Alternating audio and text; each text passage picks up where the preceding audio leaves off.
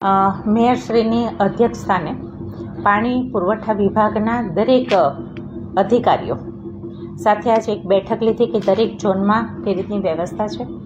2 દિવસથી જે સતત આપણે પાણીના ઓછા પ્રેશરનું અથવા તો પાણી ન આપવું, આ એક વડોદરા માટે એક વિષય જે બન્યો હતો, એને અનુસંધાન તો પ્રશ્ન પૂછ્યા અને સૂચનો પણ આપ્યા.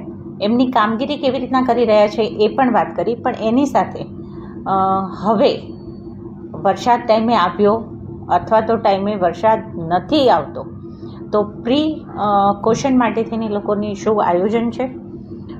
આજવાથી આવતું પાણી હોય, મહીસાગરનું હોય, ફાજલપુર અત્યારે રાયકા દોડકા આપણી રેતી કાઢવાનું ને જે કામ મતલબ પંપને રિપેર કરવાનું જે કામ ચાલી રહ્યું છે એ કેવી રીતના થશે અને એને મેન્ટેન લેવા માટે કેટલો સમય લાગશે.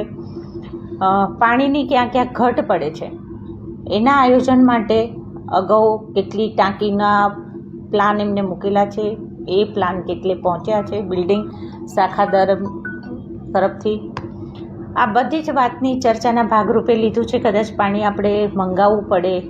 લેવલ અત્યારે 206.4 આજવાનું લેવલ છે, જેથી કરીને ગ્રેવિટીવાળું પાણી જે વડોદરામાં આવે છે, ખરેખર આપણે બહુ નસીબદાર છીએ કે મહારાજા સયાજીરાવ ગાયકવાડ તરફથી આપણે ગ્રેવિટી થ્રુ પાણી મળી રહ્યું છે.